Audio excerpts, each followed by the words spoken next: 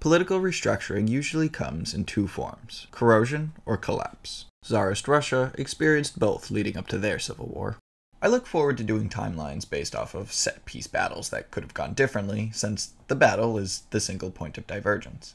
The more research I did on this topic, the more confusing it became, and the more points of divergence presented themselves. Before we jump into the consequences of a world without communism, I want to take you through the many factors that led to the collapse of the monarchy and the provisional government.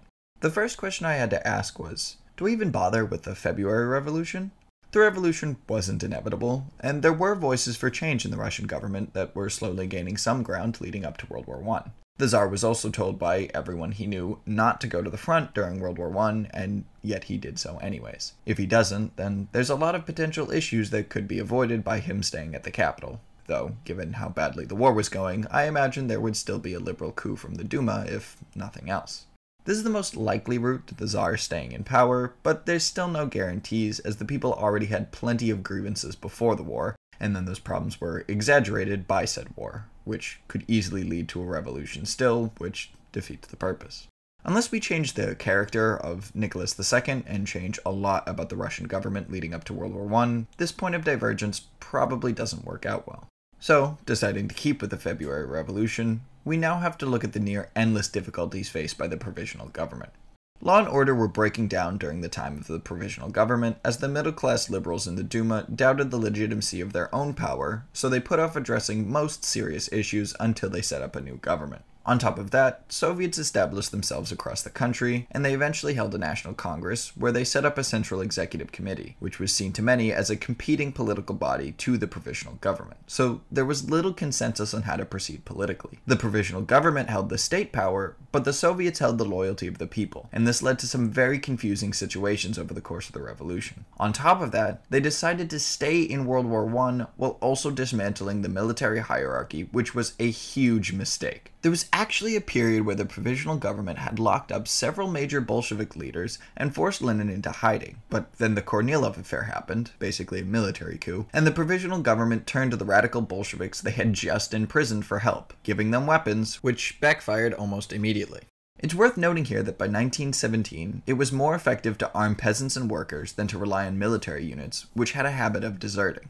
The whole situation was poorly managed. The military was falling apart while the country continued to fight against and lose to the Germans. There was no agreement on how the government should function going forward or where true power lie, and the longer it took to solve these questions, the more people turned to radical solutions like the Bolsheviks. Decisive leadership was lacking, and faith in all institutions was waning, which is a big part of the reason the situation collapsed the way it did. The brakes needed to be applied in several areas, and decisions needed to be made. Instead, indecision allowed radicalism to prevail. With this in mind, the first thing that needs to happen is that the provisional government needs to drop out of the war. If they do this early enough, then they can avoid a Brest-Litovsk-style treaty and cede a much smaller area of land to the Germans, which might make them win World War I, but let's not get ahead of ourselves. I think it's plausible to say that someone like Kerensky could read the room a little better and call off the war. He wanted to stay to prove his loyalty to the Allies so he could get some international legitimacy, and also so the Russians could win some victories and build support for the new government. But the exact opposite of that happened, as the soldiers took the opportunity during this crisis of leadership to desert or turn on their officers. The Russians also hadn't scored a single decisive victory during the war, so there was no precedence for Kerensky to work off of when hoping for victory. In this timeline, he sees the situation and how poorly it is going, and is convinced to make peace with the Germans. This move would give the government some seriously needed support from the people, which is very important in Russia right now, given how bad the military disintegration was. Even if they end the war, Lenin, upon hearing about the revolution, would try to get over there. He'd be lacking funds and easy transport, but given that he rushed to the 1905 revolution, I can't imagine he'd just sit back and do nothing while this revolution took place. That being said, lacking funds, arriving late, and without much to offer since the war is over, Lenin would have a much harder time turning the revolution to his favor.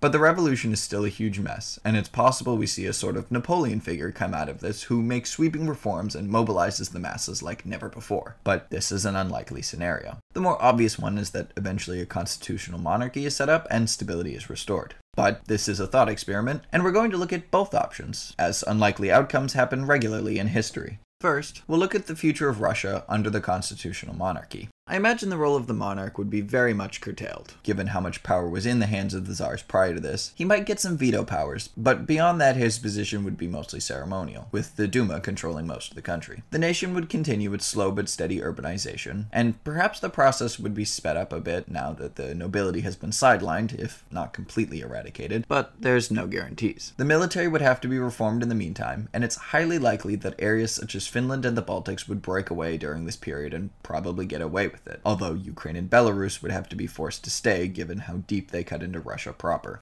Since this is the easy timeline, I'm just going to assume that America shows up and bails out the Allies and they win the war like in our timeline. France and Britain, not horrified by a new communist threat, would welcome Russia back into the international system and help it industrialize. They'd probably be more willing to work with this new Russia than the old Tsarist regime, given that they are a constitutional monarchy and therefore sort of liberalized. Russia would most likely also participate in the League of Nations, for all that's worth. And without communism to ruin their reputation, the Balkan nations would still see the Russians as a sort of big brother needed to defend them, turning to Russia instead of Germany during the 30s, which would diplomatically isolate Germany during the interwar period, leaving them with only Italy, Hungary, and maybe Finland and Bulgaria as allies. Without the rise of communism, the Nazis would be lacking a palpable threat with which to pose themselves against, meaning they might never come to power. However, some extremist group eventually would, and war with Russia would be on the agenda. Given the dogshit outcome of World War I, World War II was more or less inevitable. But the start of the war becomes significantly more complicated for Germany. If Russia, Britain, and France are all in good standing at the beginning, then it's probable that Russia would guarantee Poland's independence, meaning Germany would have to back down or face a two-front war right off the bat. Germany would be truly encircled in this timeline, and war might have to be delayed well into the 40s, if it even occurs. Germany would probably have to open with an invasion of France rather than neutral Poland to try and quickly secure one flank, which I can only assume would go poorly for the Germans in the long run and lead to their defeat before America even gets involved. This gives us a Europe not scarred by genocide and a 6-year war. But it's precisely the genocide and war that brought it to make the EU in the first place. Because of that, international organizations are slower to build in this timeline. Given the overwhelming odds faced by Japan in our timeline, I see little changing in this timeline. The Japanese will try and blitz across the Pacific and eventually be thrown back by the US and UK. Russia, being friends with them, would probably liberate Korea fully to put it in its sphere of influence. China, meanwhile, would be receiving help from Russia to fight off their communist rebels, which would eventually spell the end for Mao and the communists. China and Russia would be industrializing powers, and China would probably copy Russia's model for industrializing, which would make them good allies for at least the latter half of the 20th century.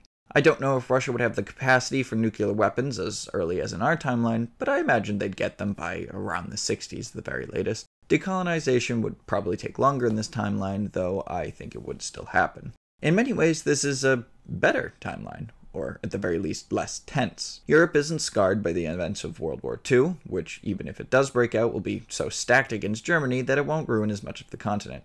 Communist uprisings don't start up all over the world, and Russia, China, and America keeping an uneasy but far from hostile balance of power between the three of them, with America in the lead for the latter half of the 20th century, but eventually being overtaken or at least equalized with either Russia or China. Democracy is seen as the sole legitimate form of government in this timeline.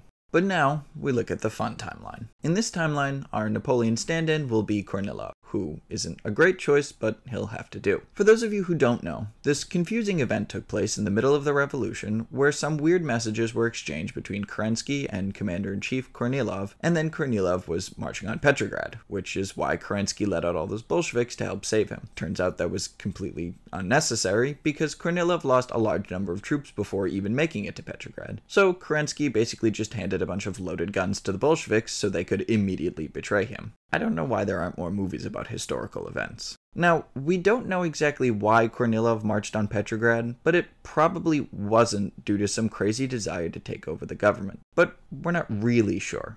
Off of that alone, I am going to make this timeline.